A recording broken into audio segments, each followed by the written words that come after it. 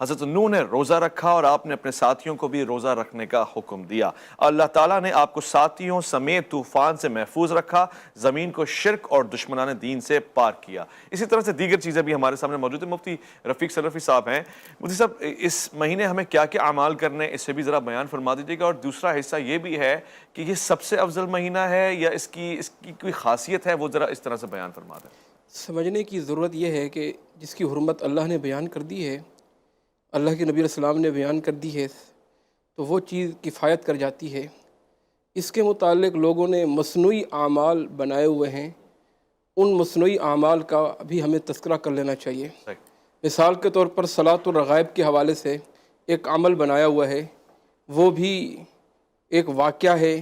میں سمجھتا ہوں واقعہ امام جعفر صادق رضی اللہ تعالیٰ عنہ ان کے سے منسوب ہے۔ اس کی بھی کوئی صلاۃ الرغائب کی بھی کوئی وہ نہیں ہے۔ کیا چیز ہے وہ؟ صلاۃ الرغائب کے حوالے سے نماز پڑھی جاتی ہے باقاعدہ۔ اچھا، تو وہ بھی شریعت کے اندر اس کی کوئی لوگوں نے گھڑی ہے، مسنون نہیں ہے۔ اسی طریقے پر 22 رجب کو کنڈوں کے حوالے سے وہ بھی مصنوعی حکایت بنی ہوئی ہے اور لوگوں میں ترویج کر گئی ہے کہ آپ کنڈے پکائیں گے پھر جو دعا کریں گے قبول ہوگی۔ قطعاً ایسا کوئی صحیح سند کے ساتھ ثابت نہیں ہے۔ پھر ایک دعا ہم بتا رہے تھے کہ اللہ کے رسول صلی اللہ علیہ وسلم، مفتی صاحب نے بھی ذکر کیا، آپ نے بھی ذکر کیا کہ اللہم بارک لنا فی رجب و شعبان و بلغنا رمضان۔ یہ بھی کوئی صحیح سند سے ثابت نہیں ہے۔ یہ دعا بھی صحیح سند سے یہ حدیث سخت درجے کی ضعیف ہے۔ زائدہ بن رقاد راوی اس کے اندر ہے، جس کے بارے میں ائمہ نے جرح کیے۔ امام بخاری رحمہ اللہ نے اس راوی کو منکر حدیث کہا ہے۔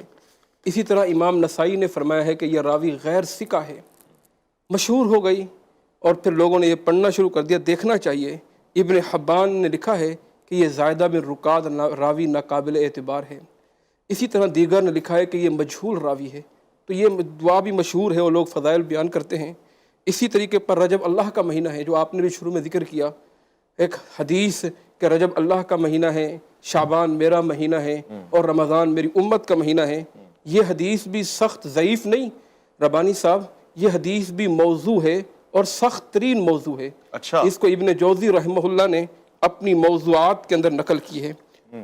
تو صحیح حدیث کا اس پہ لینا چاہیے، صحیح احادیث لوگوں کو بیان کرنی چاہیے۔ اسی طرح رجب کی فضیلت بیان کرتے کرتے یہ جنت میں ایک نہر ہے، اس کا پانی بہت میٹھا ہے، ٹھیک ہے نا، اور شہد سے زیادہ میٹھا ہے، وغیرہ وغیرہ۔ یہ بھی کوئی صحیح روایت نہیں، بلکہ اس میں بھی تمام راوی غیر ثقہ ہیں۔ ایک راوی بھی ایسا نہیں ہے جس کو کوئی جانتا ہو۔ ٹھیک ہو گیا۔ بلکہ ابن حبان فرماتے ہیں اس کے ایک راوی کے متعلق مجھے معلوم نہیں ہے کہ یہ راوی تھا بھی کہ نہیں تھا، یہ پیدا ہوا بھی ہے کہ نہیں ہوا ہے۔ تو صحیح حدیث ہمیں لینی چاہیے۔ نبی علیہ السلام کی حدیث ہے، من کذب علیہ متعمدا فلیتبوأ مقعدہ من النار۔ مجھ پہ جھوٹ نہ گھڑیں، جو جھوٹ گھڑتا ہے اس کا ٹھکانہ جہنم ہے۔ نہ گھڑنا چاہیے، نہ گھڑی ہوئی بات کو آگے پہنچانا چاہیے، بلکہ ہمیں تحقیق کرنی چاہیے اس کے مطابق۔ رجب میں جیسے میں نے شروع میں ذکر کیا، عبادات کرنی چاہیے، بھرپور نیکیاں کرنی چاہیے کیونکہ حرمت والا مہینہ ہے۔ گناہوں سے بچنا چاہیے کیونکہ حرمت والا مہینہ ہے۔ باقی روزوں کے متعلق کچھ روایات ہیں، ان میں بھی ضعف ہے کہ فلاں روزہ رکھو، رجب میں فلاں فضائل ہے، بلکہ کہا کہ رمضان کے بعد سب سے زیادہ روزے رجب میں رکھا کرتے تھے۔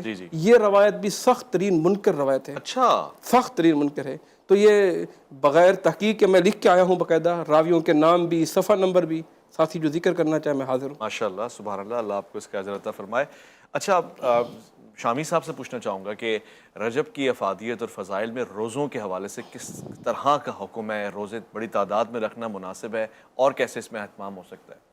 سب سے پہلی بات کہ اویس بھائی، جیسے حضرت نے گفتگو فرمائی، انہوں نے اپنا موقف بیان کیا، کیونکہ یہ تعلق رکھتے ہیں کسی جماعت سے، اور ہمارا بھی تعلق ہے الحمدللہ محبت والی جماعتوں سے ہے۔ تو ہم نے علماء سے اور بزرگان دین سے یہی سنا ہے کہ اسی مہینے کے اندر ہمیں جتنے اعمال اچھے ہوں وہ ہمیں کرنے چاہیے، وہ کسی بھی حوالے سے ہوں۔ اگر نبی پاک صلی اللہ علیہ وسلم نے ہمیں یہ دعا نہیں بھی بتائی تو کیا اس دعا کے اندر کوئی چیز ہے؟ ہم برکت کے لیے دعا کر سکتے، جس طرح آقا کریم صلی اللہ علیہ وسلم نے فرمایا اللہم بارک لنا فی شامنا و یمننا، میرے اللہ شام کو برکت دے، شام اور یمن کو برکت عطا فرما۔ تو برکت کے لیے آپ کہہ سکتے ہیں، حضرت نے اپنا موقف بیان کیا، ہم نے پڑھا ہے، بزرگان دین